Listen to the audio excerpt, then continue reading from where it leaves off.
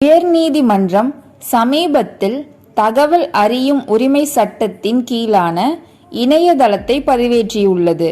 சென்னை உயர்நீதிமன்றம் அதன் கிளை பற்றிய தகவல்கள் அல்லது உள்ளூர் அளவில் உள்ள மற்ற சிறிய நீதிமன்றங்கள் பற்றியும் இதில் தகவலை கேட்டு பெறலாம். பொதுவா அரசாங்கம் யோகியமா இருக்கணும், நியாயமா நடந்துக்கணும் அப்படின்னு நம்ம நினைக்க மாட்டோம். போலீஸ்காரவங்க முறைப்படி நடந்துக்குவாங்கன்னு கனவு கூட காண மாட்டோம். ஆனா கோர்ட்டுன்னா, அதுவும் ஹைகோர்ட்டுன்னா நமது எதிர்பார்ப்பே வேற மாதிரி இருக்கும். உத்தம புத்திரன் லிஸ்ட்ல வச்சிருப்போம். ஜூலியஸ் சீசர்னு ஒரு ராஜா என் பொண்டாட்டியாவே இருந்தாலும் அவ சந்தேகத்துக்கு அப்பாற்பட்டவளாதான் இருக்கணும்னு சொல்லி டைவர்ஸ் பண்ணிட்டாரா. நம்ம நாட்டுல கூட ராமனும் அப்படிதான்.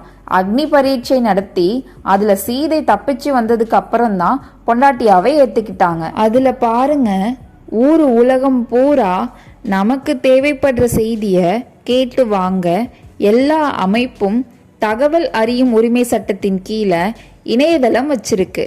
மணி ஆர்டர் வாங்கி, போஸ்டல் ஆர்டர் வாங்கி 10 ரூபாய் பணத்தை கட்டி கேள்வி கேட்கறதுக்கு போஸ்ட் ஆஃபீஸ் போய் லெட்டர் எழுதி போடணுன்றது காலம் மாறி 15 வருஷம் 20 வருஷம் ஆகியும் இப்பவும் லெட்டர் போட்டே ஆகணும்னு அடம்பிடிச்ச ஹைகோர்ட்டு ஒரு வழியா இணையதளம் ஆரம்பிச்சிருக்கு.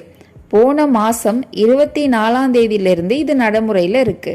இனிமே யாரும் அந்த கேஸ் ஏன் லிஸ்ட் ஆகல, இப்போ எத்தனாவது வருஷத்து அப்பீல் விசாரிக்கிறாங்க, நம்பர் பண்றதுக்கு எவ்வளோ ஆகும், இப்படி உங்களுக்கு தேவையானதெல்லாம் இந்த இணையதளத்தின் மூலம் விண்ணப்பித்து அந்த செய்திகளை எல்லாம் எழுத்து மூலமா வாங்கிக்கலாம். அப்புறம் 15 வருஷ கேஸ்களை பட்டியலிட சொல்லி ஹைகோர்ட் உத்தரவு போட்டிருக்கு. கேஸ் இனி குறைஞ்சிரும்னு நீங்க நினைக்கிற மாதிரியே நாங்களும் நம்புறோம். மேற்கூறிய அனைத்து தகவல்களையும் நீங்களும் கேட்டு தெரிஞ்சுக்கிட்ட மாதிரி உங்களுடைய நண்பர்களுக்கும் இந்த வீடியோவை பகிர்ந்து அவங்களுக்கும் தெரியப்படுத்துங்க. அடுத்த வீடியோல பார்க்கலாம். Bye friends.